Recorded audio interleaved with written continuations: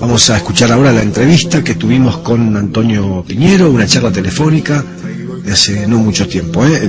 Quiero aclarar que en las partes en que la comunicación telefónica no se escuchaba bien, yo superpuse mi voz para que se entienda perfectamente lo que dijo Antonio Piñero. Vamos. Así como por ahí tienes muy claro cómo ha ocurrido esto hace 2000 años y hace 500, ¿cuál es el proceso que ves en nuestros días? El cristianismo, después de la revolución industrial, pero sobre todo, digamos, después de la revolución electrónica, se ha encontrado con que las grandes masas ahora, por fin, tienen una visión del mundo que es totalmente incompatible con la visión del mundo que tiene en el fondo la religión judía y cristiana, que es una concepción del mundo, extrañamente la gente, desde luego extrañamente para la gente lo que yo voy a decir ahora, una concepción del mundo que se remonta a los imperios acadio-babilónicos 1700 años antes de Cristo. Ahora, ese mundo ha cambiado radicalmente. Y como decíamos antes, el cambio de un sistema socioeconómico o de estructuras mentales llevará consigo un cambio de la religión, porque las gentes actuales, sobre todo los jóvenes, que viven en un ambiente del mundo de la electrónica, de las pantallas, de televisión, un mundo de ciencia. Ese mundo moderno no admite una mirada del mundo como la que sustenta el cristianismo, a saber, un Dios, unas criaturas creadas por Él, una tierra sola, el envío por parte de Dios de su Hijo para rescatar a la humanidad del poder de Satán, sumida en el pecado, el sufrimiento de ese Hijo para borrar los pecados como si fuera un chivo expiatorio, el pecado original, la virginidad de María, la Trinidad, etcétera, están considerados por la inmensa mayoría de las gentes terrenos puramente míticos y por lo tanto inaceptables. A esto se añade que los avances de la historia, o sea, los avances histórico-críticos, han demostrado que la Biblia no tenía razón, que la Biblia que rechaza, por ejemplo, el evolucionismo y todo eso, no puede conciliarse con la ciencia histórica actual. Y sobre todo respecto a Jesús, la imagen de un Jesús judío, de religión judía, profundamente judío, que defendió ante todo la profundidad del pensamiento en torno a la ley de Moisés, la necesidad de cumplirla, un reino de Dios puramente judío, aquí en la tierra, al menos en su primera fase, no es la imagen del Cristo Salvador que nos ha venido predicando la Iglesia desde hace 19 siglos. Es decir, repito, no es solamente el cambio de mentalidad respecto al mundo, es el cambio de mentalidad que el estudio de la Biblia nos proporciona sobre lo que en realidad fue Jesús, que es muy distinto a lo que nos dicen los sacerdotes en los sermones hoy día. Entonces, si se dan esos cambios profundos en la visión del mundo y esos cambios profundos en la concepción de que fue Jesús, necesariamente tiene que cambiar el sistema dogmático de la Iglesia. Ya han caído en la cuenta, no propiamente, digamos, los teólogos de la liberación, pero sí los teólogos sistemáticos que, partiendo de un punto de vista de un Jesús más humano, se han puesto a reflexionar sobre el dogma y cómo ha de entenderse una estructura tan mítica hoy en el siglo XXI.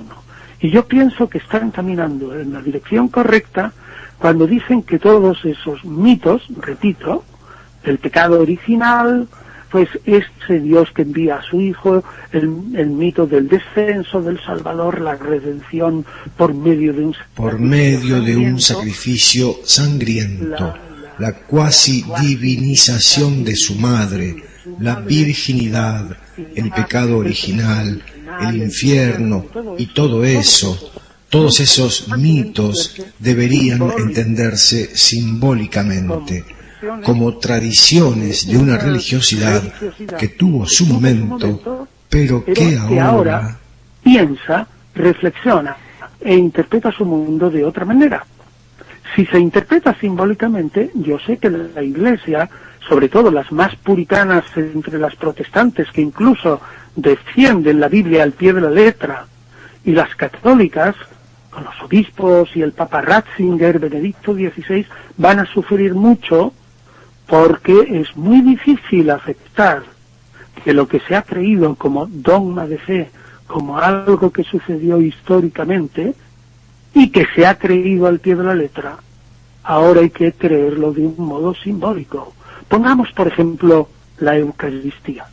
La Eucaristía, en ámbito católico, ha sido creído como que Jesús dijo eso, que su cena última fue pascual, que Él se sacrificó como el Cordero que quita los pecados del mundo, como dice el cuarto Evangelio, que Él previó su muerte y su resurrección, que ese pan y ese vino transmutados, transubstanciados, eran verdaderamente su cuerpo y su sangre. Ahora hay que interpretarlo todo de una manera simbólica.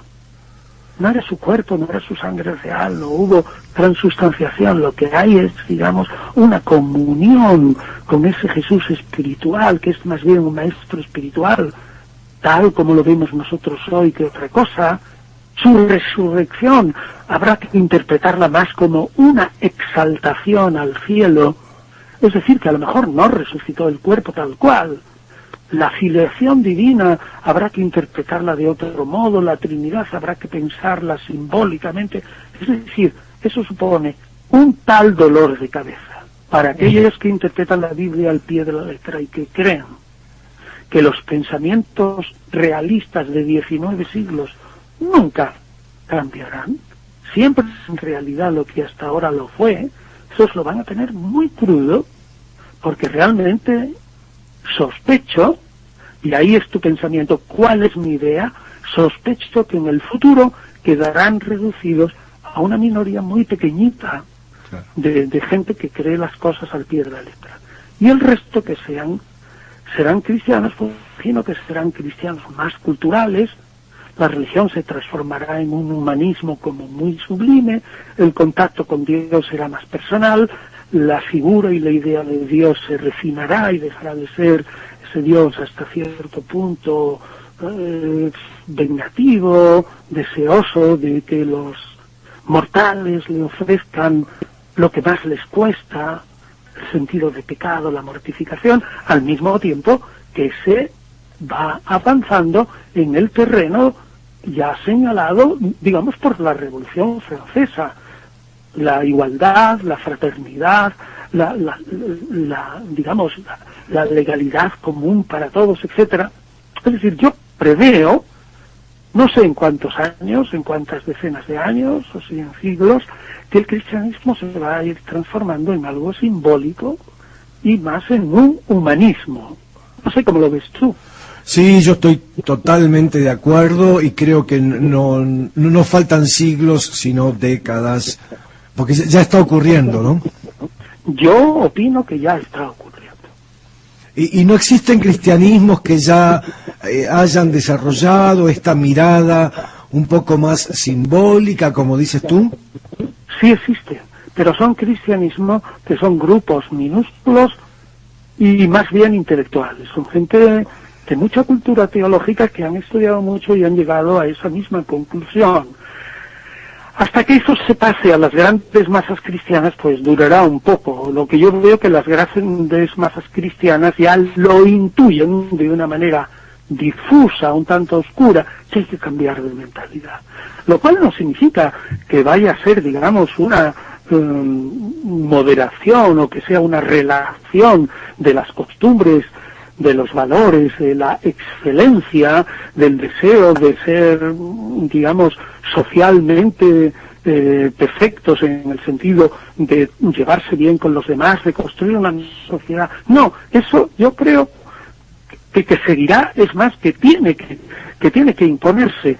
porque la falta de valores, llamémosle humanos o si quieres republicanos, conduce a la sociedad a la catástrofe.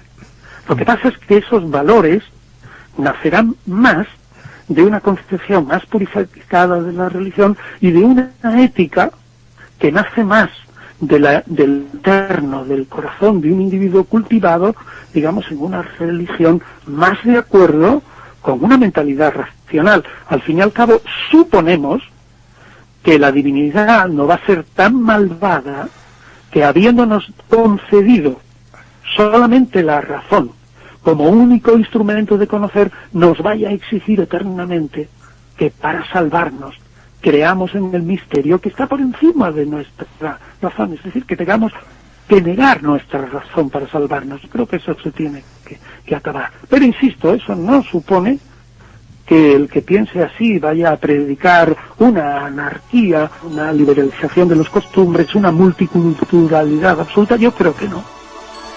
Bueno, esta fue la opinión de Antonio sobre el cristianismo. Le recuerdo, Antonio es un científico racionalista, así que él es así, de esos que buscan pruebas, cosas muy concretas, y no acepta ninguna clase de espiritualidades que no se verifiquen, digamos, en lo real y en lo concreto, ¿no? Pero Antonito no se mete solamente con el cristianismo, también hablamos un poquito con Antonio acerca del Islam, esta religión que creó Mahoma hace 1300 años. A Antonio le gusta un poco el Islam, es menos complicado que el cristianismo por una serie de cosas que él nos va a explicar, pero él también cree que tiene que hacer una renovación el Islam. Vamos. El Islam también es muy dogmático y muy cuadradito, ¿no? Sí, claro. Vamos a ver, en el Islam hay que distinguir lo que son los fanáticos y los que son gente, como digamos, más razonable. Yo siempre he defendido públicamente que el Islam es una religión mucho más racional que el cristianismo. El Islam, bueno, yo sé que algunos cristianos me pueden machacar, ¿no? Que por qué defiendo al Islam en este sentido. Lo defiendo en el sentido primigenio. El Islam no tiene propiamente teología, al principio originariamente, tampoco tiene clérigos originariamente, que tiene unos principios muy sencillos y muy fundamentales. Uno, Dios existe, el ser humano es su criatura. 3, esa criatura debe obediencia absoluta al Creador. Y pare usted de contar, es que el Islam no tiene trinidad, no tiene divinización de Jesús, no tiene virginidad de la Virgen, no tiene tampoco pecado original. Es decir, el Islam carece, digamos, de esos mitos fundamentales que son del cristianismo. Entonces, ¿qué es lo que yo veo? Hay que ayudar al Islam en que aquellos, islamistas moderados desde dentro, produzcan desde dentro, sin imposición ninguna de Occidente, porque si queremos imponerles las cosas, no puede ser, porque en política y religión nadie convence a otro, sino que uno debe decir las cosas y cada uno reflexionando se autoconvence. O sea que yo no puedo coger a uno en política y decir, pues tú ahora te obligo a pensar que tú vas a ser de este partido. Eso es absurdo. Tal cual. Tú puedes decir, pues las virtudes de esta manera de pensar son estas y tal, y el otro tranquilamente, a lo mejor un mes reflexionando se autoconvence. En religión es lo mismo. No se puede imponer la democracia y el punto de vista religioso a un Islam muy consolidado. El Islam tiene que, evolucionar desde dentro, caer en la cuenta que originariamente tiene un germen de una religión fantásticamente simple, sencilla, ideal, ¿no? Simplemente que Dios existe, yo soy su criatura, y venga, vamos a intentar, cumplir con mis deberes de criatura respecto a Dios y respecto a mi relación con los demás, ¿no? Bueno, pues entonces yo sospecho que o ayudamos a los que sean islamistas moderados, capaces de reflexionar desde dentro, o se impondrá un Islam que no es el Islam como el del principio, sino un Islam desarrollado a lo largo de una serie de siglos y que también se ha endurecido. Y yo les digo, yo tuve hace poco en Tetuán, en el norte de África, a un seminario, o sea, en el Magreb, en Marruecos, un seminario con colegas islamistas, y yo les dije un mensaje. Les dije, observen ustedes que el cristianismo está haciendo sus deberes. El cristianismo se está autocriticando por dentro. Sí, observen que nosotros estamos haciendo los deberes. Así que pónganse ustedes desde dentro y continuando, por supuesto, con sus creencias fundamentales, a hacer los deberes desde dentro, porque estamos en el siglo XXI. ¿Y eso está ocurriendo, pensás? Pues muy poco. Ese es el problema. Muy poco, muy poco, muy poco. Más bien, aparentemente, todo lo contrario. Antonio, se te enfría la comida. Bueno, ha sido un placer hablar contigo. Espero que esto les guste a nuestros oyentes, que les parezca que, en fin, que estamos dialogando muy racional y tranquila y sensatamente, ¿no? Muy bien. Bueno, pues un abrazo, Carlos. Un gustazo y un enorme gracias, Antoñito, que andes muy bien. Al remirar con nuevos ojos qué es toda esta tradición judeocristiana que se llama, acompañados por Antonio Piñero, un experto español que nos está escuchando desde Madrid. Vamos a ver si hoy tenemos más suerte que los últimos 2 programas, que no pudimos hacer la conexión con Madrid.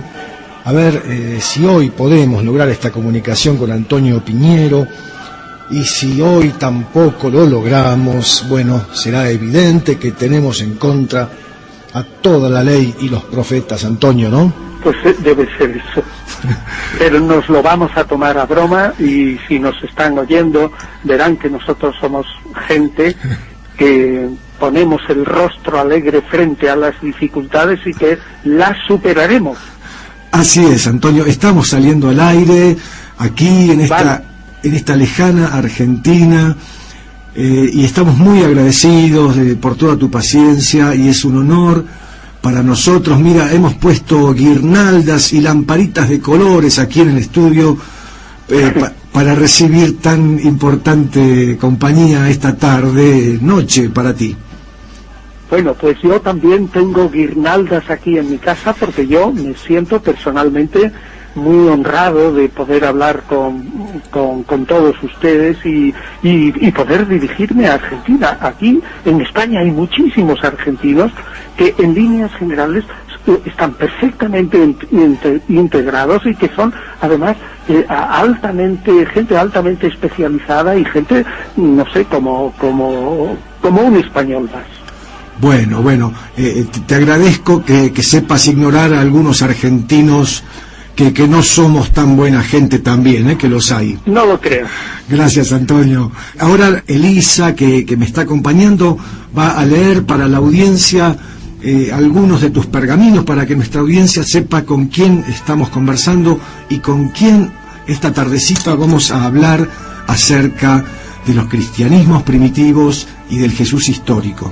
Adelante. Estamos en contacto con Antonio Piñero. Nació en Chipiona, cerca de Cádiz, España, en 1941. Es uno de los especialistas más reconocidos a nivel mundial en cristianismos primitivos y el Cristo histórico. Licenciado en Filosofía Pura, Filología Clásica y Filología Bíblica Trilingüe. Doctor en Filología Clásica. Catedrático de Filología Griega en la Universidad Complutense de Madrid. Especialidad Lengua y Literatura del Cristianismo Primitivo.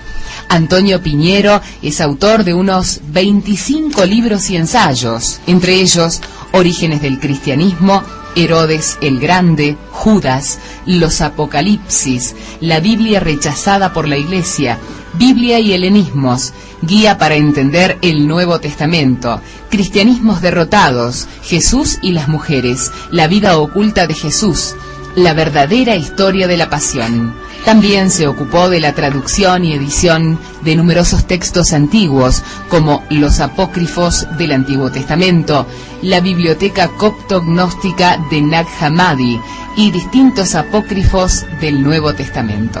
Pero lo mejor de todo el currículum de Antonio es que, siendo él un hombre tan reconocido mundialmente en su especialidad, se ha tomado la grandeza de estar en este pequeño programa de este tan lejano país. Bueno, Antonio, ¿estamos listos para comenzar? Venga, adelante. Yo he escuchado por allí que algunos colegas tuyos dicen que en realidad Moisés nunca existió, que es un personaje mítico, como quien dijera un cuentito. También he escuchado que en realidad los hebreos no huyeron de las tierras de Egipto, de donde eran esclavos, sino que fueron expulsados porque no lo soportaban. Era un pueblo menor, sin importancia quizás, eso he escuchado por allí, y que las cosas que dice la Biblia entonces acerca de las grandezas de la historia del pueblo hebreo eran más bien una construcción literaria para levantar el ánimo de un pueblo que no era muy afortunado. Bueno, tienes razón, verás, todo este orgullo y este jaleo está armado por los mismos israelíes, es decir, por un libro fundamentalmente que ha aparecido en Israel en torno al año 2000 y que ya estaba traducido al castellano, al menos aquí en España en el 2003, que se llama La Biblia Desenterrada. Los autores son dos arqueólogos israelíes, Finkelstein y Lieberman. Ajá. Y la tesis es bastante clara. Las historias y los textos pueden decir lo que digan, pero la arqueología es lo único que no miente. Y entonces, a partir de esa posición intelectual, se han dedicado a hacer excavaciones por todo Israel, tanto en el norte como en el sur, en los estratos, es decir, debajo de la tierra.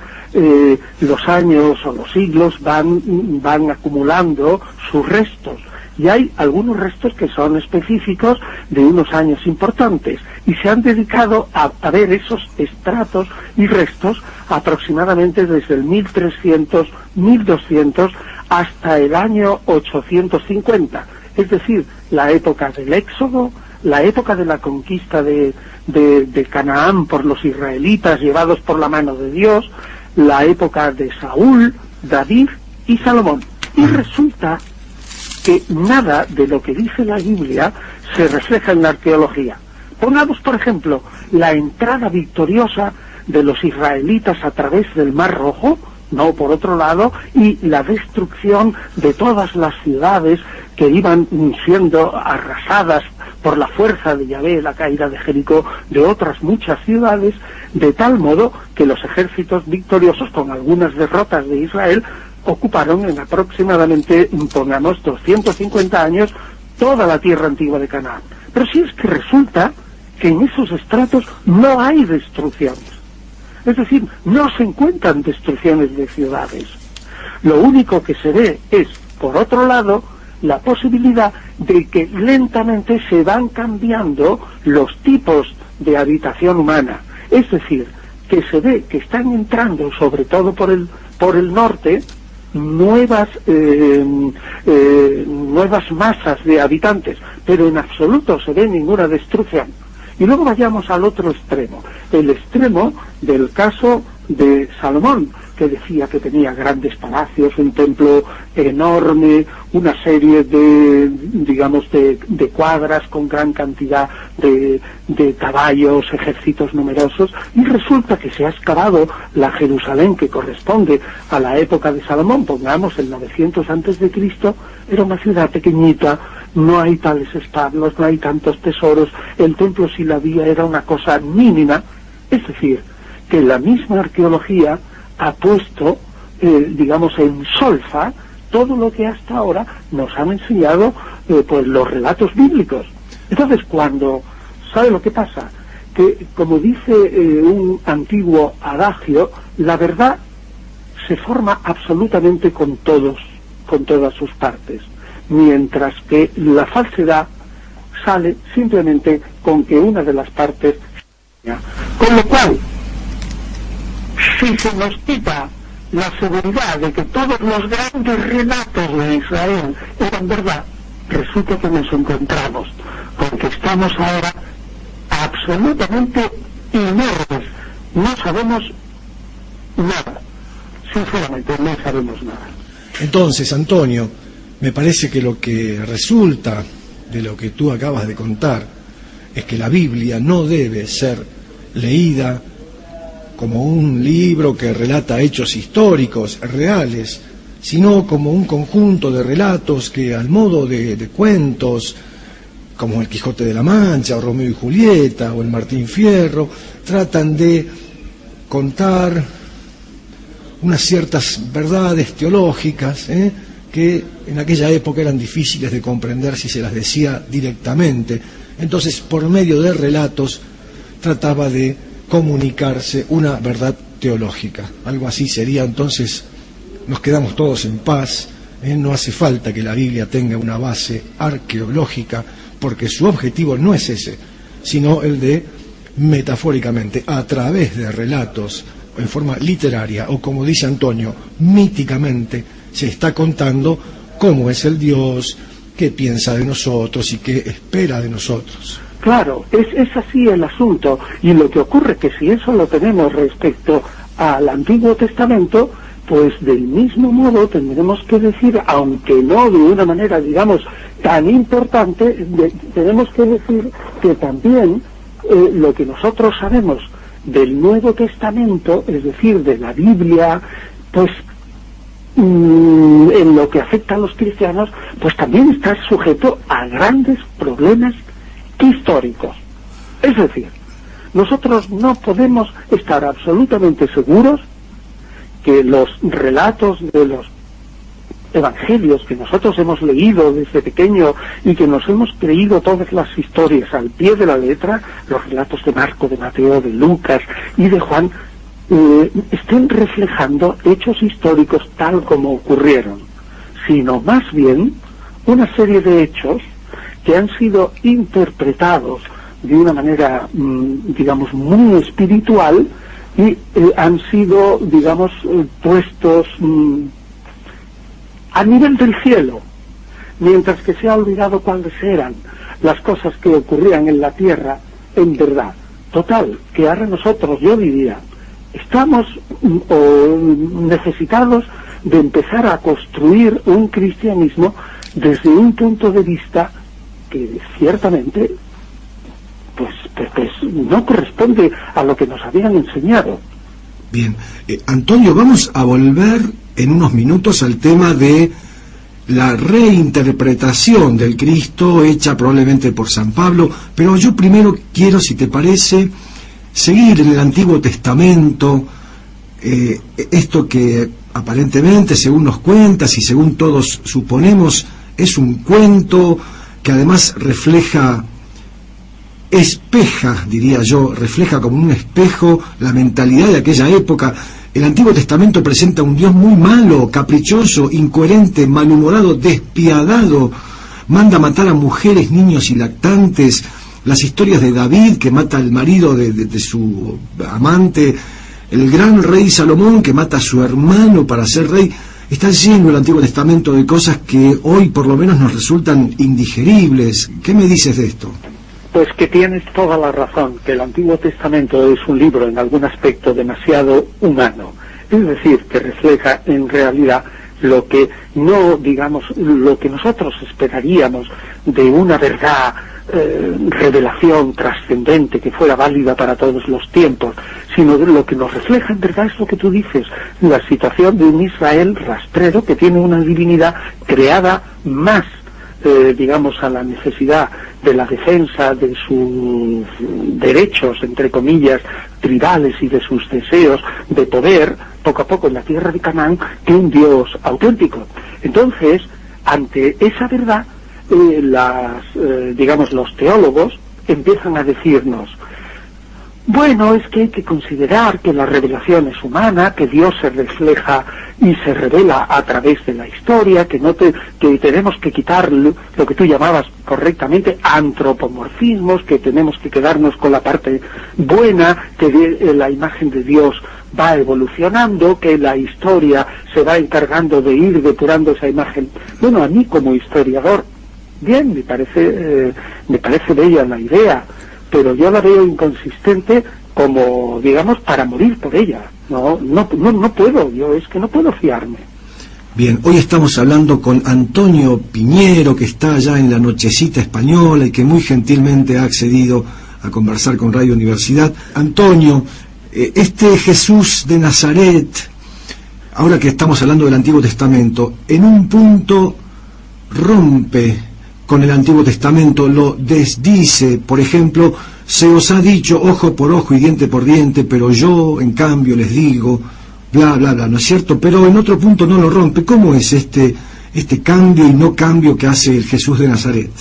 Tienes razón, mira, ahí hay un problema absolutamente grave del que precisamente se han ocupado cientos y cientos de investigadores desde finales del siglo XVIII y no hemos llegado a una solución. Tienes totalmente razón. Por una parte, parece que dice, yo no he venido a abolir la ley, sino a que se cumpla más. Por otra parte, efectivamente, habéis oído que se ha dicho hasta ahora. Bueno, ¿cuál es, en mi opinión, una posible solución? Primero, tener en cuenta que no tenemos toda la información de Jesús que querríamos, sino solamente una información tamizada, filtrada, por unos libros de propaganda que hicieron los cristianos unos 40 a 50 años después de la muerte de Jesús, recogiendo tradiciones, pero elaborándolas y de alguna manera presentándolas a la luz de la creencia, no en un Jesús de Nazaret, digamos, normal, sino en un enviado celeste de Dios. Por lo tanto, lo primero que tenemos que decir, quizás no podamos resolver el problema totalmente, porque nuestras fuentes no nos proporcionan los elementos para resolverlo.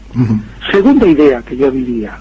La segunda idea es que a pesar de que quedan esos puntos oscuros, me da la impresión de que se está llegando ahora ya a un consenso claro entre los investigadores, sobre todo los independientes, es decir, aquellos que no están de algún modo dentro de una jaula ideológica, se está llegando, digo, al consenso de pensar que Jesús, que a pesar de algunos puntos estridentes, sin embargo era un judío absolutamente piadoso, que lo único que buscaba era defender, digamos, la esencia de la ley, la voluntad de Dios, una interpretación que fuera absolutamente concorde con las normas generales que él creía deducir de la Biblia. Es decir, en otra palabra, que si nosotros encontramos en los textos algunos puntos difíciles que parece que Jesús contraviene a la ley de Moisés, pues es, en todo caso, por el deseo de ir como mucho más profundo e interpretar que la ley de Moisés puede reflejar algún estadio de permisividad, es decir, que Moisés, entiéndase cómo se entiende esa figura, permite algunas cosas por la dureza del corazón del pueblo, pero que tomado en general la ley, dice claramente aquello que Jesús intenta comunicar, es decir, la esencia, lo profundo, la voluntad de Dios, lo que es mejor. Y la tercera idea que yo diría es que estamos en un momento, es decir, en los primeros 30 años del siglo I de nuestra era, en que la ley, en general, aunque ya estuviera aparentemente fija, es decir, la ley y los profetas, sin embargo, circulaban diversas versiones de la ley. Hoy nos hemos admirado de que tenemos a nuestra disposición, con los descubrimientos del Mar Muerto, más de 40 manuscritos de Isaías, muchos manuscritos del Génesis, y hemos visto que algunos el texto que nosotros vemos entre los manuscritos del Mar Muerto de la ley es un poquito diferente o a veces muy grande, y que probablemente en tiempos de Jesús la ley, digamos, era una idea pero no reflejada en un texto absolutamente fijo como ahora, de tal modo que había una mayor libertad de interpretación. En una palabra, que se podía ser judío manteniendo respecto a la ley unas posiciones que eran totalmente contrarias, y sin embargo no nos extrañamos. Pongamos un caso: los saduceos solo creían que la palabra de Dios estaba contenida en los que hoy llamamos los 5 primeros libros de la Biblia, y que los profetas, los salmos y lo demás, pues no era palabra de Dios. Por lo tanto, restringían la ley a pocos libros. Los fariseos decían que la palabra de Dios se había transmitido no solamente en eso que decían los saduceos, sino en los profetas y en los salmos, y además en las interpretaciones o tradiciones de los antiguos. Los esenios, sobre todo la subrama que estaba en Qumran, pensaba que la ley era, sí, tal como decían las gentes de Jerusalén, pero interpretada exactamente como su maestro justo, el maestro de justicia, les había enseñado a interpretarla en múltiples escritos. Es muy posible que Jesús se encontrara en una situación en la que empezaban a darse durísimas batallas entre los distintos grupos de judíos, saduceos, fariseos, esenios, no solo los que estaban en Qumran, sino los que estaban por la calle, incluso samaritanos, otras gentes que también se creían judíos pero vivían en Alejandría y habían recibido un texto hebreo distinto, que ellos lo leían en una traducción al griego, y es posible, digo, que Jesús se encontrara en un momento en que empezaban a discutirse profundamente los temas de la ley, y que Jesús pensara, cuando él dice, ¿habéis oído que se dijo? Pues a lo mejor él pensaba que eso se dijo erróneamente, y que él, como maestro de la ley, pues la defendía en su profundidad. Por tanto, no podemos decir que Jesús quebrantó el Antiguo Testamento, no podemos decir que Jesús rompió con el judaísmo, no podemos afirmar que Jesús hizo tabla rasa, como algunos exegetas o intérpretes católicos quieren decir ahora. No podemos decir eso. Lo que podemos decir es que Jesús era un rabino más, entre otros, que dentro de los medios de sus tiempos tenía un principio bien claro, a saber, Dios ha creado al mundo, Dios ha creado a los hombres, entre los hombres a Israel. Dentro de Israel nos ha dado la posibilidad a muchos de conocer a fondo las Escrituras. Ahí está la voluntad de Dios, y el hombre puede cumplir la voluntad de Dios. En una palabra, la voluntad de Dios es cognoscible y tenemos fuerzas para cumplirla. Ese individuo como Jesús, que cree que la voluntad de Dios está en la ley de Moisés y que es profundamente judío, díganme a ver si es posible que se le hubiera pasado por su mente el fundar una nueva religión. Porque claro, cuando a mí me dicen, no, es que Jesucristo rompió con el Antiguo Testamento y con el judaísmo, eso significa que Jesús estaba fundando una religión nueva.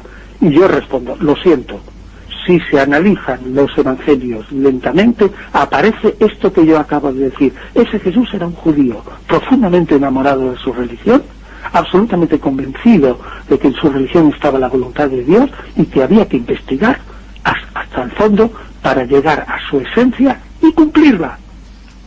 Hoy estamos hablando con Antonio Piñero sobre cristianismos primitivos. Desde Madrid nos escucha Antonio. España debe estar un poco triste esta noche, Antonio, ¿no es cierto? Pues mira, yo supongo que sí, pero ya sabes que yo no soy aficionado al fútbol, sé que eso tiene muchos valores, y por otra parte, mira, me parece bien que les den un golpecito, que se les bajen los humos, y que si quieren luchar por los puestos, pues tienen que ser absolutamente humildes y empezar absolutamente de cero. Me parece una buena lección. Bueno, Antonio, vamos al nacimiento de Jesús, ¿te parece? Hay dos evangelios que lo relatan, los otros dos no lo relatan. En un caso María y José viven en Belén, en otro viven en Nazaret. Se corrían rumores acerca de cómo había quedado embarazada esa mujer. ¿Qué nos puedes contar de esto? Bueno, pues, ¿puedo hablar? Sí, yo te escucho muy bien. No te oigo bien ahora. Hola, yo te escucho perfecto. ¿Puedo hablar yo ya? Dale, que yo te escucho bien. Ah, bien, bueno, pues entonces hablo yo. Mira, a mí mi impresión, después de estudiar bien, digamos, toda esta época y los evangelios, es la siguiente, que... Mira, aquí hay un par de oyentes que se han dormido, pero el resto está con los ojos bien grandotes, ¿eh? Pero esos y los otros, que si se van porque se aburren, que se vayan despacito de la emisora para no despertar a los que están dormidos.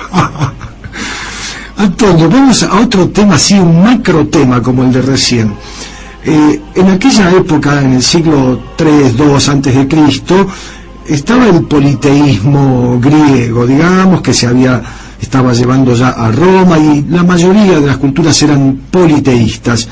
Aparece este tal Alejandro Magno, que pese a que era discípulo de Aristóteles e indirectamente de Platón, descubre que los persas no eran unos brutos salvajes, sino que eran gente muy valiosa.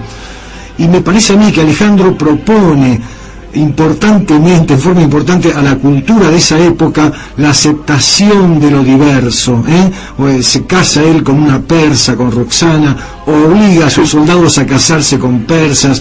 En su testamento estaba su intención de poner pueblos orientales en Europa y pueblos europeos en Oriente para unir a las culturas. En esto estábamos tratando de ver si nos poníamos de acuerdo entre todos, aceptando a los dioses de los demás. Y aquí aparece el cristianismo como un monoteísmo fuerte. Aproximadamente 350 años más tarde, o casi 400, diríamos, después de la muerte de Alejandro. Sigue. Bien. Y el cristianismo, que termina triunfando, en realidad excluye la aceptación de lo diverso. Irrenunciablemente, la ideología cristiana divide al mundo entre los que piensan como yo y esos otros que son ignorantes o incluso malvados. El Cristo es muy tajante a la hora de dividir a los que están de un lado y los que están del otro. No es como Alejandro Magno, el Cristo que abraza a muchas creencias, sino que divide las aguas, y esto me parece que ha producido una cultura violenta, que no acepta lo diverso y que continúa hasta nuestros días. ¿Querés explicarme cómo ocurrió este fenómeno, si estás de acuerdo con mi versión o cómo la corregirías? Sí, verás, fundamentalmente creo que estoy de acuerdo con tu versión, porque es que es radicalmente así. Todas las historias del helenismo lo matizarán de una u otra manera, pero fundamentalmente dirán lo mismo. En el fondo, los helenistas, estos de Alejandro Magno, y sobre todo los seguidores, a partir de los estoicos, e incluso, si quieres antes, los filósofos del siglo IV y III, en el fondo, eran monoteístas, es decir, creían que había solo una divinidad, pero que la divinidad que era única, dicho en términos platónicos, que sería el uno o el bien, o dicho en términos aristotélicos, el primer motor, la entidad primera, la forma absoluta, esa divinidad se manifiesta de muy diversas maneras hacia afuera. Pues bien, Alejandro, en el fondo, probablemente influido por Aristóteles, Alejandro Magno, sí, pues yo creo que tenía una idea parecida, y esa fusión de todos los modos de la divinidad le parecía lo mejor del mundo, porque él pensaba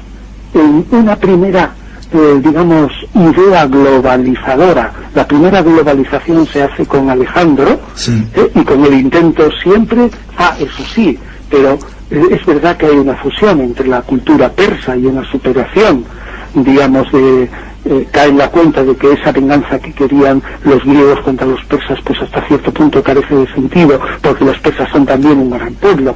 Sí. Pero yo creo que Alejandro, en el fondo, lo que quería era esa mezcla de culturas, pero que la griega, más razonable y civilizada, desde su punto de vista, quedara por encima. Bueno, pues yo diría que todo esa forma de monoteísmo politeísta es conciliador, permisivo, inclusivista. Sí. No tiene mucho sentido del pecado, porque los diversos dioses pues son, digamos, como personificación de virtudes y defectos de los humanos. Entonces, si llegáramos a esa solución, que la divinidad única se manifiesta de una manera plural, pluriforme, realmente esa sería la solución, porque el ser humano, en líneas generales, puede ser, según las teorías últimas de Burkert, que es un especialista en historia de las religiones, que el ser humano, algo así como si se le hubieran modificado los genes de algún modo y exigiera, dice él, casi genéticamente de algún modo la religión. Pues bien, admitamos, yo no estoy de acuerdo con esa teoría, pero admitamos que la mayoría de la gente necesita necesariamente la religión.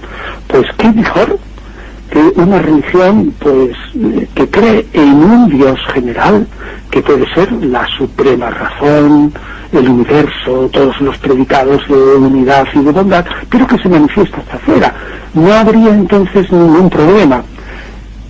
Estoy de acuerdo contigo que el monoteísmo, como sea absolutamente consecuente, es exclusivista y acaba poniendo los fundamentos para permitir, en el fondo, aniquilar al adversario que no acepta ni Dios. Mientras que esta especie de idea de Alejandro, como tú bien has expuesto, y yo estoy de acuerdo con ella, inclusivista, pone hoy día exactamente igual, pone los medios para que nos entendamos los humanos. Si resulta que se llevara a cabo lo que yo decía antes de los teólogos católicos que están evolucionando a grandes marchas, sí. Yo no sé si os acordaréis que hasta hace muy poco era como una suerte de dogma en la Iglesia Católica eso de decir, fuera de la Iglesia no hay salvación, como decía en latín. Sí, sí. Extra ecclesiam nulla salus, fuera de la Iglesia no hay salvación. Pues bien, yo creo que muchos teólogos modernos afirman todo lo contrario, que todas las religiones son de algún modo mediadores históricos de esa divinidad única y en el fondo inaprehensible. Es decir, que fuera de la Iglesia también hay salvación, porque las otras iglesias son los únicos medios que histórica y sociológicamente tienen los humanos para de algún modo llegar a la divinidad. Si eso, es decir, si las religiones llegaran a ponerse de acuerdo en eso, yo lo veo casi imposible, porque la fe monoteísta es una fe, como decíamos antes, exclusivista. Sí. Pero si hubiera paz entre las religiones y se arreglara, digamos, un poco el problema económico, que también es difícil porque la gente se mueve por el ansia de tener. Ahora, el primer fundamento, si hubiera paz entre las religiones, yo creo que se habría puesto la gran y sólida base para que los humanos dejáramos de matarnos. Yo veo que ahora podríamos estar en un momento de una, digamos, segunda, tercera, cuarta o quinta globalización, y cambiando las cosas que haya que cambiar, pues hacer, digamos, algo así, una idea de Alejandro Magno sublimada. Yo me parece que sería una solución genial, una idea genial. Y yo creo que en parte está ocurriendo de la mano no del cristianismo, sino del humanismo, que me parece a mí que en el siglo XV vino a frenar a este cristianismo que se había convertido en un monstruo que quemaba a los que no pensaban igual. Lo que hoy se llama cristianismo no es ya en gran parte humanismo, cuando uno apela a la comprensión, al amor, a la ayuda al desgraciado. ¿No es esto más humanismo que cristianismo, aunque a veces se lo mencione de otra manera? Pues sí. Sí, yo no sé, Carlos, pero tengo la impresión de que tú adivinas o has adivinado muy a fondo mi pensamiento, porque creo que estoy prácticamente de acuerdo con, digamos, estas valoraciones globales tuyas. Yo he defendido de una manera radical, en conferencias incluso que están de algún modo publicadas, he defendido que el único porvenir, yo no sé si los cristianos estrictos se van a enfadar conmigo, ¿no?, pero he defendido que el cristianismo no tiene más porvenir que transformarse en un humanismo de verdad que nazca de las raíces, de las mejores raíces cristianas. Es decir, que el cristianismo dogmático y de construcción ideológica no tiene porvenir ninguno, pero que el cristianismo transformado en un humanismo, y que empezó ciertamente, pues antes incluso diría yo que del siglo XV, es es, digamos, una suerte de religión universal, al menos occidental, del futuro. Sí. ¿No? Yo creo que eso concuerda con tu pensamiento, ¿no? Claro que sí. Mi sensación, Antonito, es que en el año 0, en el año 30 de nuestra era, este Jesús de Nazaret llegó y dio un gran paso, dijo, ojo, releamos el Antiguo Testamento, no matemos a las prostitutas, dio un gran paso, y debieron haber venido otros que siguieran dando pasos, pero no, la cosa se consolidó allí, parece que funcionó como sistema de poder, y no se siguieron dando pasos, algo así. ¿Qué opinas tú? No, yo opino que quizás en eso sublimas demasiado a Jesús. Jesús era demasiado judío. Es verdad que aceptó, no matemos a las prostitutas, dejemos abierto el campo a la posibilidad de conversión de los publicanos, es decir, de los recaudadores de impuestos, etcétera, etcétera. Abramos la posibilidad de la conversión a más gente y no a solamente la élite de la sociedad que pueda comprender bien la ley de Dios. Eso es totalmente verdad en Jesús. Pero, ¿cómo diría? Eso es la mitad de la verdad. Jesús era tan judío que estaba pensando en un reino de Dios que era puramente judío y conforme a los profetas. Y entonces, conforme a los profetas, Israel tendría que de alguna manera imponer a todas las ciudades y reinos del mundo, y de alguna manera su religión sería, digamos, la suprema, la maravillosa, la estupenda. Y todas las demás, o bien algunos, digamos, la élite se convertiría, o bien respetarían esa religión. Es decir, Jesús, el paso que Dios te dio fue, en el reino de Dios que va a venir, que será el triunfo de Israel, repito, y en eso vivía y pensaba como en su tiempo, como un judío piadoso. Ojo, que no van a entrar solamente los fariseos o solamente los mejores escribas, no, hay que dar la oportunidad para que todo aquel que tenga un corazón abierto y se abra a las exigencias del reino, ese se convertirá seguro, no le presionaremos. Ojo, que también Jesús decía, el que no oye mi mensaje, ese se va al infierno, y el fuego eterno. Pero sin embargo insistía más en la posibilidad que Dios daba a la gente, generalmente despreciada, pues para que entrara en el reino. En ese sentido estoy de acuerdo, pero no podemos sublimar a Jesús de tal modo como si fuera un gigante que rompió todos los vínculos con su época, como si fuera un visionario que rompió, decía antes, Jesús no rompió los marcos del judaísmo.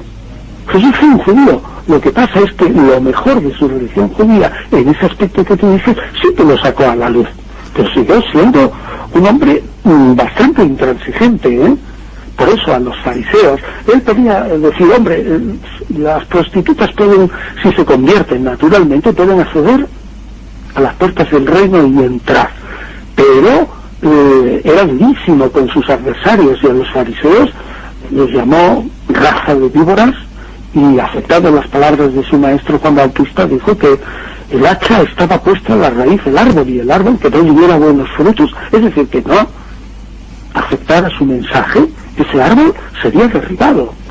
Esa misteriosa escena del Evangelio de Marcos, que copia también el Evangelio de Mateo, ahí al final, capítulo 13, por ahí, antes, 14, después del relato apocalíptico, esa escena tan increíble de la maldición de una higuera que la pobrecita no tenía la culpa, no era tiempo de higos, y sin embargo Jesús fue a buscar simbólicamente higos en ella, y claro, no lo encontró, y dice el evangelista que al pasar al día siguiente la encontró seca. Eso es un símbolo que probablemente pues es una leyenda posterior, yo no creo que pertenezca a la vida del Jesús histórico, pero también expresa esa parte del pensamiento de Jesús, que era también muy duro con aquel que no aceptara su mensaje. Por lo tanto yo diría, ¿se puede sublimar a Jesús? ¿Se puede idealizar al héroe? Pero solamente en parte. Él tuvo unas grandes virtudes, pero en las demás permaneció como un hijo de su tiempo, y no podemos hacerle, digamos, ¿cómo te diría yo? Para poner un ejemplo, desde 1970 se ha creado el mito Así, el mito de que Jesús fue el primer feminista de la historia. Sin embargo, analizas los evangelios y Jesús trató bien a las mujeres, pero no hay ninguna proclamación de Jesús que ponga a las mujeres con derechos iguales a los hombres. Jesús no fue un feminista, etcétera. Es decir, no podemos sublimar a Jesús del todo, creo. Bien. Antonio, se nos está acabando el tiempo del que disponíamos. Por mí seguiríamos hablando varias horas, pero ya es suficiente. Además tenemos... Por mí también. Bueno, pues lo dejamos para otro día. Bueno, o para... Aunque te arruines con esto de las conferencias. No, sabes que a través de la computadora es muy económico.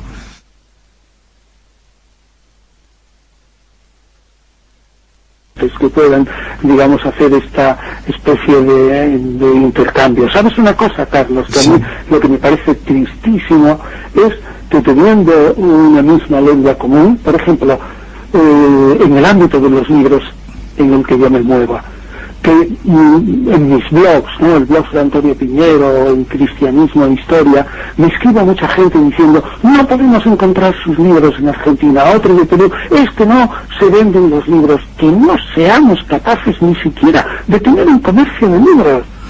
Antonio, aquí en esta alejada provincia argentina se consiguen tus libros, en una importante librería que se llama Rayuela, que está en la calle Belgrano, están actualmente disponibles y los jujeños compran esos libros, quizás no tanto, o no están tan a la vista como tú insinúas que debería ocurrir y que yo comparto. Bueno, pero sí que tenemos que mejorar un poco eso para intercambiar más cosas buenas entre España y Argentina. Sí, señor, eso y mucho más, y este también es un medio que se puede usar tanto en un sentido como en otro. Aquí también hay algunos locos que algo quizá tengan que decir allí. Sí, que lo creo. Yo también estoy loco. Bueno, querido Antonio, te mandamos un abrazo muy grande. Pues igual, ha sido un placer estar con vosotros y estaré otras veces si queréis. Bueno. Pero hemos dicho muchas cosas esenciales, Yo creo que sí. Bueno, nada, un abrazo grande y un cariño a todos los españoles desde Jujuy. Pues igualmente un abrazo grande. Dígame. Antonio, buen día, te habla Carlos de Argentina. Hola Carlos, ¿qué tal? Tanto tiempo, ¿cómo estás? Yo divinamente, no me quejo de nada. Bueno, y ni siquiera del frío y las nubes que hay en Madrid. Nada, absolutamente nada, ya sabes que yo vivo en la estratosfera. En la estratosfera y hace varios siglos, hace muchos siglos vivís.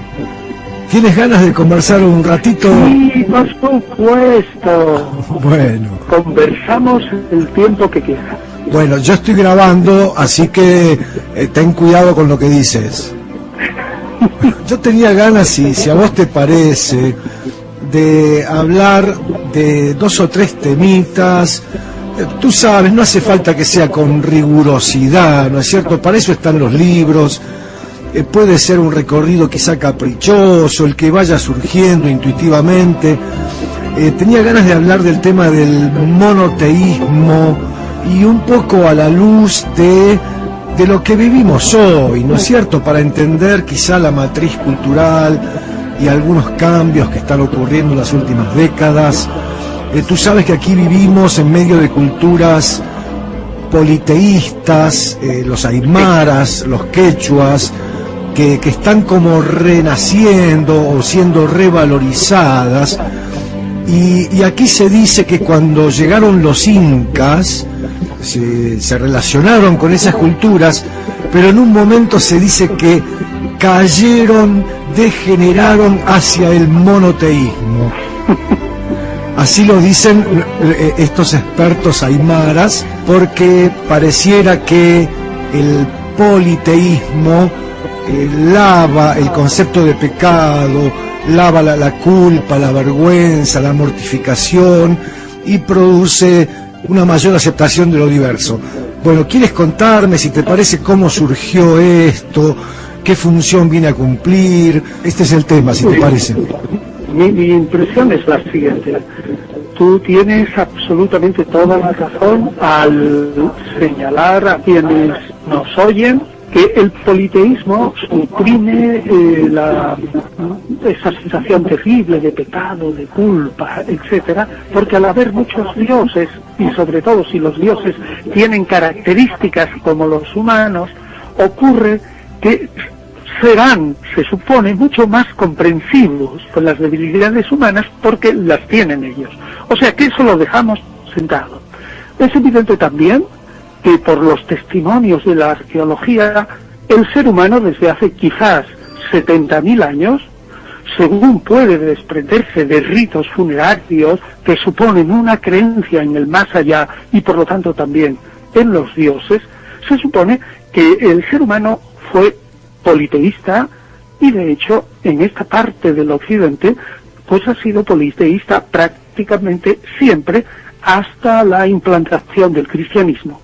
Entonces la pregunta yo la concentraría es ¿por qué los judíos en épocas históricas se pasaron del politeísmo al monoteísmo? Perfecto. Pues bien, mi respuesta es, primero, decirle a las gentes que nos oyen que en contra de lo que puede parecer una lectura superficial de la Biblia y se ha afirmado, en época de los profetas, incluso yo diría que hasta el siglo VII, hasta la época del exilio, siglo VI y V, Israel era politeísta y realmente se puede decir que el Dios de Israel siempre fue Él, así, Él, Elohim, lo que da en árabe Alá, y que solo una facción del pueblo, es decir, la que siguió a un líder misterioso que probablemente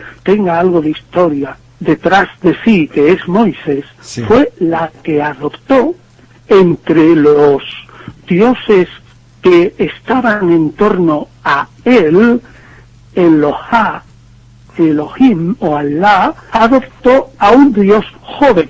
Probablemente Moisés tomó la adoración a Yahvé de su suegro, el que era el padre de su mujer Séfora, que no era israelita, y que ese Yahvé es un dios madianita y es un dios joven, como Baal. Es decir, ocurre lo mismo que en el panteón griego cuando... Antonio se refiere al dios Zeus, que es un dios joven y guerrero también, dios del rayo y de la tormenta y de las lluvias fuertes, pues lucha contra los dioses antiguos, los titanes, Gea, la tierra, Crono, el cielo, y se apodera de digamos, la divinidad que supone el triunfo del orden sobre el caos. El caos son los dioses primitivos, el orden son los dioses jóvenes. Pues algo parecido ocurrió con Yahvé.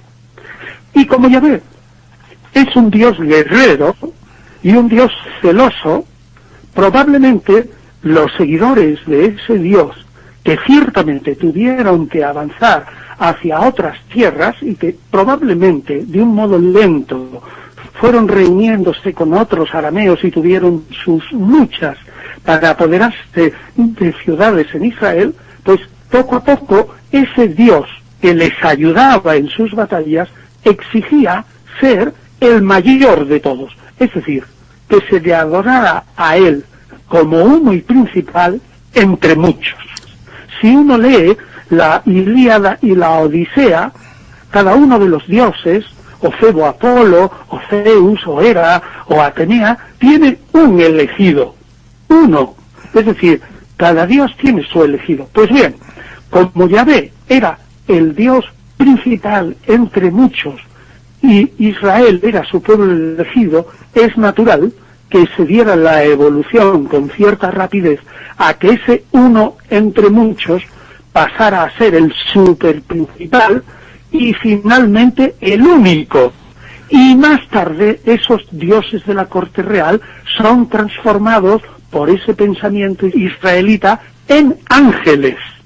Son transformados en ángeles, es decir, en espíritus secundarios siempre dependientes de un Dios único. Así que en resumen yo diría, es una evolución relativamente normal cuando se une la devoción a un Dios joven que pone orden en el caos de los dioses antiguos, se une esa devoción con el concepto de que ese Dios me ha ayudado en todas las batallas, que yo soy su pueblo elegido, y por lo tanto ese uno, entre otros dioses, pasa a ser el principal y luego el único, y los dioses a su alrededor pasan de ser dioses a meros ángeles o espíritus subordinados.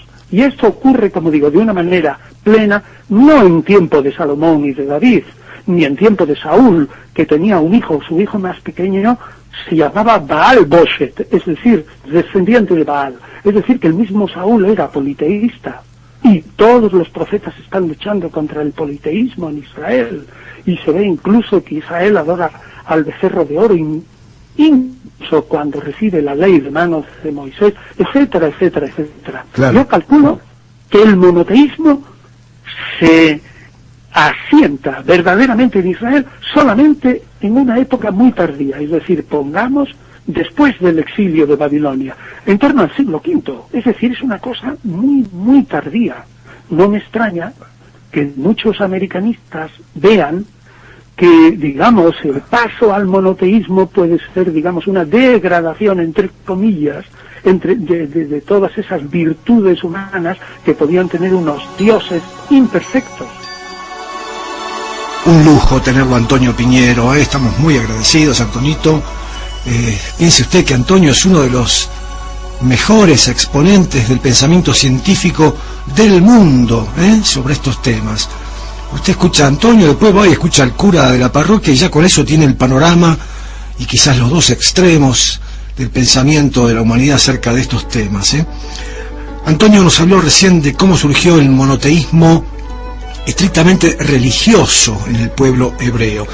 Ahora nos va a contar que simultáneamente, para la misma época, en Grecia estaban haciendo una concepción monoteísta también, pero no desde lo religioso, sino desde lo filosófico. Es decir, a partir de Sócrates y Platón, los griegos comenzaron a entender el mundo imaginando que había una verdad, un principio generador al cual se podía acceder por medio de la razón. En el mundo de Grecia y de Roma tenemos testimonios archi de sobra, muchos, de que ya desde la época de Platón y sobre todo los estoicos en adelante, sí, la inmensa mayoría de las gentes cultivadas, educadas, habían adoptado un monoteísmo intelectual en la práctica y habían dicho, bueno, existen los dioses, pero son démones, espíritus también secundarios, algo parecido a la evolución de los judíos. Es decir, que a pesar de que el judaísmo y luego el cristianismo machacó al politeísmo, sin embargo se encontraba con que la intelectualidad estaba de acuerdo y había caminado paralelamente, junto con el judaísmo y el cristianismo, hacia un monoteísmo práctico. Así que yo creo que fue una evolución que se dio tanto en el judaísmo, recibida luego por el cristianismo, como en el mundo greco-romano, en época muy tardía, ciertamente, en época helenística, es decir, mucho después de Alejandro Magno. Esta necesidad de pasar del caos al orden por vía de construir un único Dios, me imagino yo que también está respondiendo a necesidades, llamémosla políticas o de organización de una comunidad. A mí me parece evidente.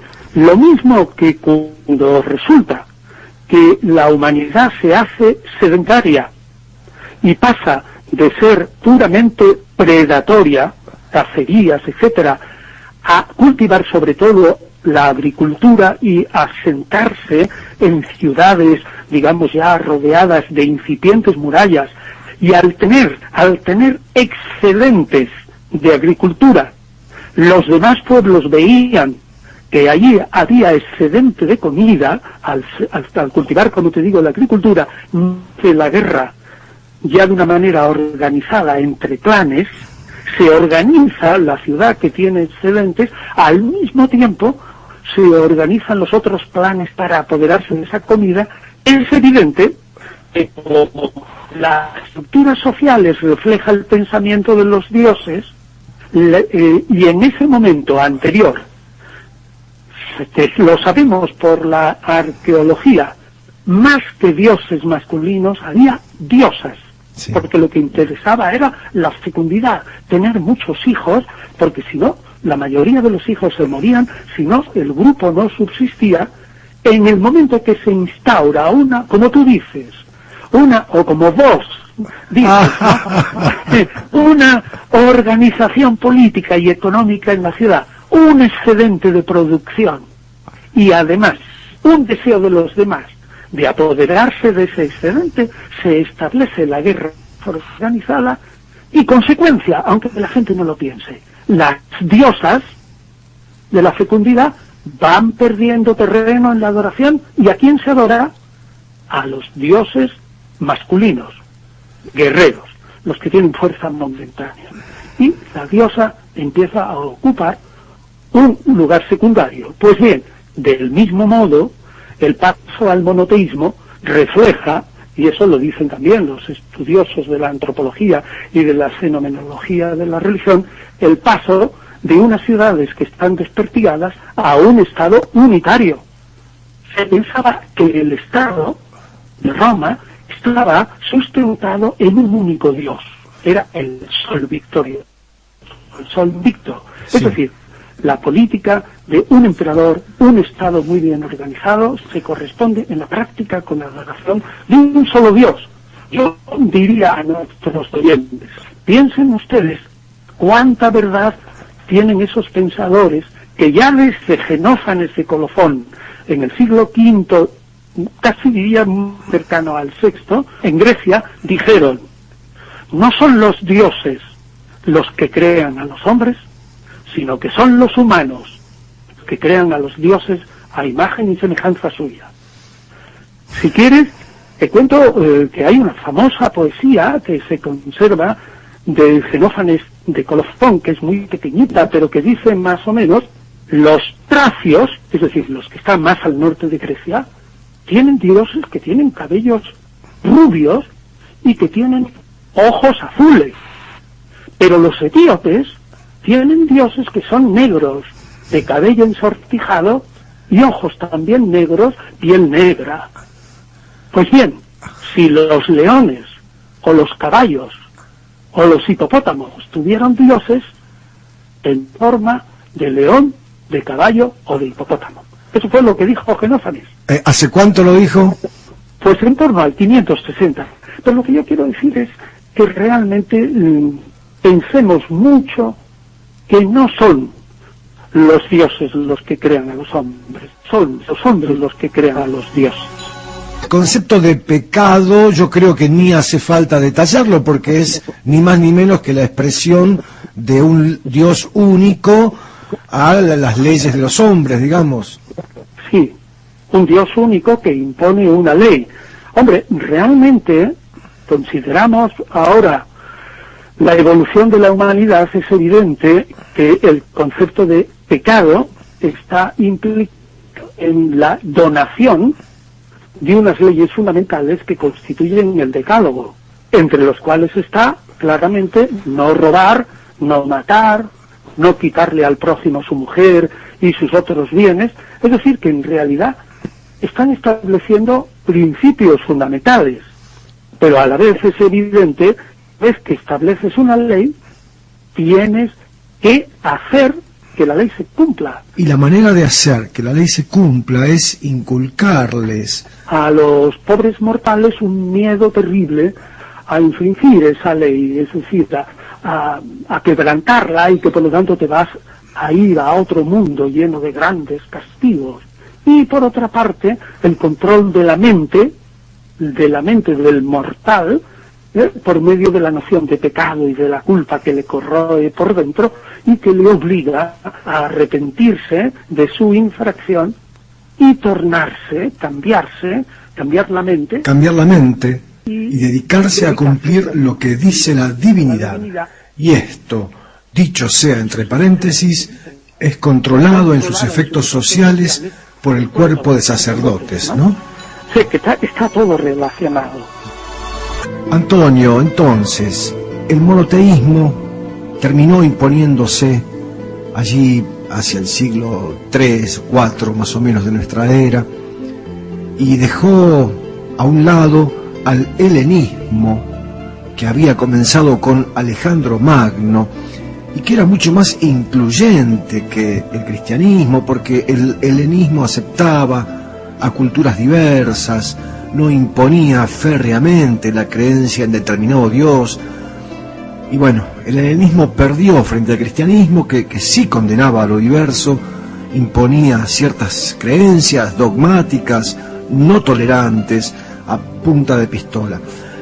Según alguna hipótesis que leí por ahí, este helenismo derrotado en un momento reapareció en Provenza, Francia, hacia el siglo XI, con la revalorización de la mujer, el amor romántico, los trovadores, y por esa grieta de la historia quizás fue que germinó el humanismo, que podría ser entendido como un reflorecimiento de aquel helenismo, y en general un reflorecimiento de los paganismos que habían sido prohibidos por el cristianismo durante casi 1000 años, durante toda esa etapa que se llamó oscurantismo, esta edad de hierro impuesta por el cristianismo. ¿Cómo lo ves tú? Me parece que esa perspectiva, aunque sea la usual, es, digamos, bastante correcta. Es decir, que después de esa edad de hierro de la humanidad, que supuso la derrota del paganismo y la victoria de un pensamiento único, dogmático, con una teología única, como fue el cristianismo, que en mi modesta opinión produjo un retraso de la evolución de la humanidad durante siglos. En su conjunto, aunque nadie niega que la Iglesia hubiera transmitido por medio de ciertos monasterios, pues una buena parte de la cultura antigua. Pero quisiera hacer una distinción. Que en la antigüedad, esa especie de abrazar a todas las culturas era relativo. Es totalmente cierto que se abrazaban a todos los dioses, pero el Imperio Romano y los otros imperios exigían que los pueblos conquistados, aunque mantuvieran a sus dioses, añadieran a su panteón el dios principal del pueblo que los conquistaba. En el caso de Roma, se debía añadir al panteón de los dioses conquistados pues una adoración al genio o divinidad de Roma como tal personificada. Es decir, era un sistema político que abrazaba a otras culturas, pero que también les imponía el que esas culturas abrazadas recibieran también de parte, digamos, del conquistador algún elemento que tenían que añadir a su religión. Pero en líneas generales y en la práctica era una cosa tremendamente, digamos, tolerante. Como tú dices muy bien, en el cristianismo no ocurrió, y como yo he apostillado durante siglos, el cristianismo supuso una edad de hierro para el pensamiento y el desarrollo de la mente humana. Porque donde hay un dogmatismo es imposible que florezca el pensamiento libre. Y el progreso. Y también es lógico, puesto que la historia se mueve por movimientos pendulares, que a medida que los turcos iban ya presionando al imperio griego bizantino, allá por el siglo XI, XII y XIII, es evidente que muchos de los escribas, portando consigo manuscritos antiguos, huían de Grecia de la presión de los turcos, se refugiaban en Occidente, sobre todo en Italia y en el sur de Francia, como dices. Pues es evidente que el descubrimiento por parte de quienes venían de Oriente de manuscritos antiguos hizo que se buscara manuscritos de la cultura, digamos, pagana, casi machacada por la Iglesia, allá donde fueren.